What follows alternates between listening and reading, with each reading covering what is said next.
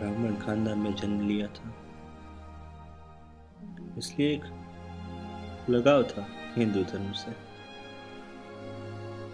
गहराई से हिंदू धर्म पढ़ने के बाद गर्व हुआ कि मैं एक हिंदू।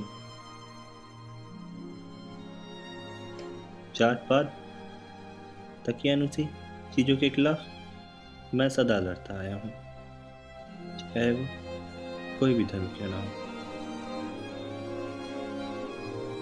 दादा भाई, विवेकानंद, गोखले, इन सबको मैंने खूब गहराई से पढ़ा,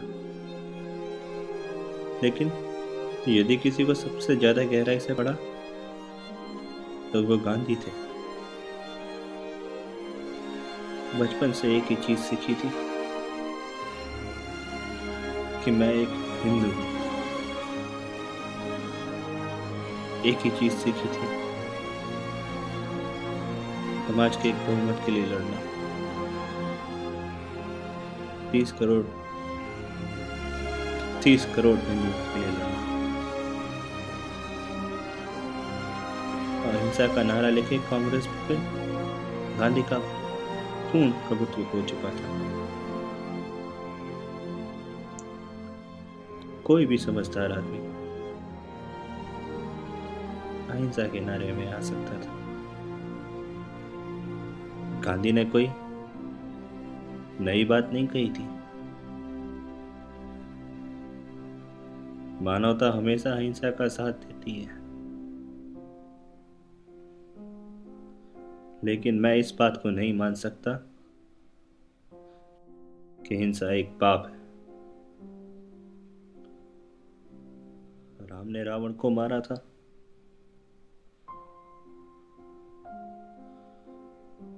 कृष्ण ने कंस को मारा था। महाभारत में हिंसा हुई थी अत्याचार के खिलाफ, और मुझे पूरा यकीन है उन्हें कोई पछतावा नहीं होगा हिंसा करने पर। नजदीकी इतिहास में भी शिवाजी लड़े थे अफजल खान को भगाने के लिए। गुरु गोविंद सिंह, राणा प्रताप, ये सब लड़े थे। सबको गर्व था, किसी ने कुछ गलत नहीं किया था।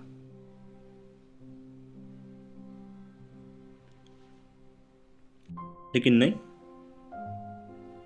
गांधी के लिए तो हिंसा एक पाप थी। गांधी अहिंसा के प्रति इतने रूढ़िवादी हो गए थे कि जाने अनजाने में वो अहिंसा से हिंसा करते थे। देश पर आने वाली तमाम विपदाओं के लिए गांधी जिम्मेदार थे। गांधी ही जिम्मेदार थे। पिछले 32 सालों से गांधी ने मुसलमानों का ही साथ दिया। नहीं देखा गया मुझसे। सोच लिया मैंने, जाना होगा उनको। उनकी एक बात ना मानी जाती तो वो अनशन करते थे। पूरा कांग्रेस, पूरा भारत झुक जाता था। पूरा हिंदुस्तान झुक जाता था जब वो अनशन करते थे।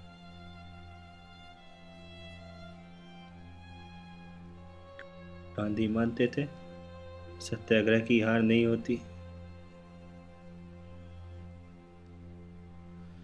सत्याग्रह कब शुरू करना है, सत्याग्रह कब खत्म करना है, ये भी सिर्फ वही जानते थे।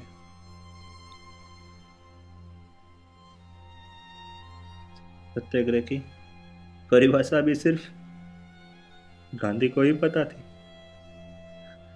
कोई नहीं जानता था कि सत्याग्रह क्या होता है।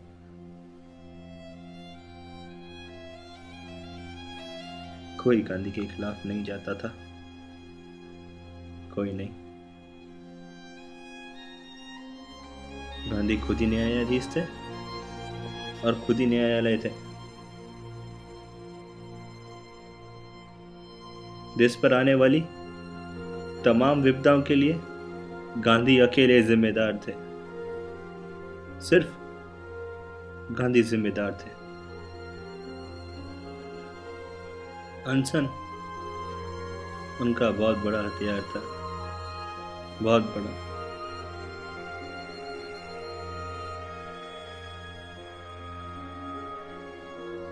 मुस्लिम लीग का इतना प्रभुत्व बढ़ गया था, कराची से बंगाल तक लाखों हिंदू मारे जा रहे थे। गांधी कभी उनके लिए अनशन पर नहीं बैठे, कभी नहीं। कैसे भूलूं मैं जब उन कुछ शरणार्थियों के लिए गांधी अनशन पर बैठ गए थे, जब दिल्ली की मस्जिद में शरण लिए थे।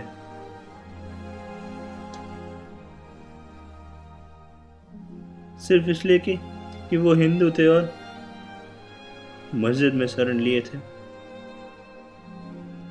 गांधी कभी हिंदुओं के लिए अनशन पर नहीं बैठे। कैसे भूलूं मैं। गांधी खुद जानते थे कि हिंदी हमारी राष्ट्रभाषा है। वो खुद प्रचार करते थे। मुसलमानों को मंजूर नहीं था, विरोध किया उन्होंने कहा हिंदुस्तानी हमारी राष्ट्रभाषा होनी चाहिए। मान गए। अब भला हिंदी शब्द को उसमें हिंदुस्तानी नाम का कोई अक्षर था ही नहीं, फिर गांधी मान गए। फिर भी गांधी जानते थे कि वो गलत कर रहे हैं, बार बार हिंदुओं के साथ गलत कर रहे हैं। नहीं देखा जाता था मुझसे।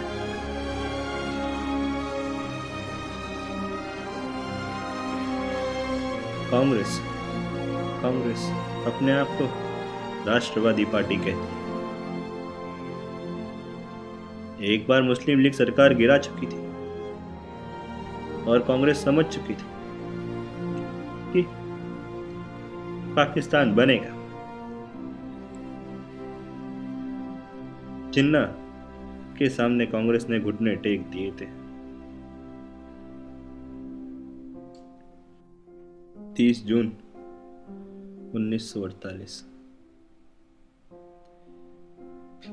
30 जून 1948 ये वो दिन था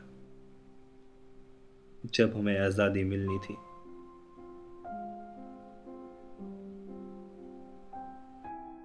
लेकिन 10 महीने पहले 10 महीने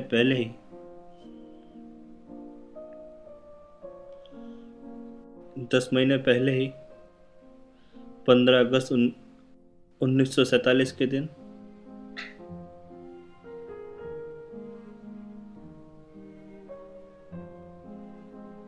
मेरे देश के 1/3 हिस्से को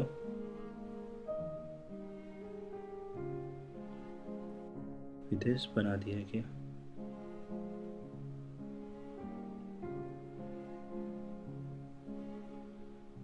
नहीं देखा गया मुझसे, नहीं देखा गया। और sir Lord viceroy Mountbatten Congress के लिए सबसे महान वाइसरॉय बन गए। देश को 1/3 हिस्से में बांटने के बाद वो उन्हें सबसे महान वाइसरॉय कहते हैं। नहीं देखा क्या उससे।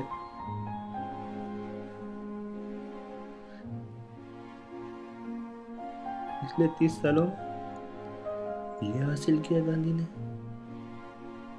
बांट दिया देश को। नेहरू के सामने दस्तखत हुए, गांधी जिम्मेदार थे देश के बंटवारे के लिए। गांधी जिम्मेदार थे देश के बंटवारे के लिए।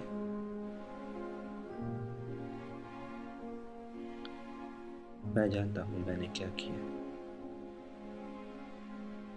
मैं जानता हूं मैंने अपना वर्तमान बर्बाद कर लिया। मैं जानता हूं भविष्य भी मैंने बर्बाद कर लिया। भविष्य में भी लोग मुझे गालियां देंगे।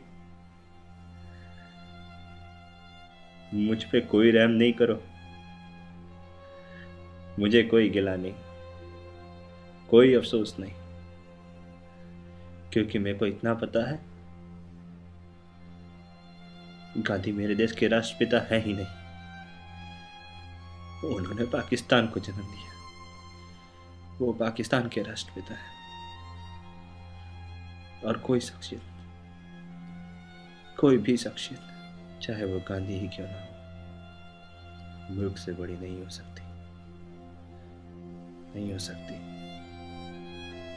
नहीं हो सकती।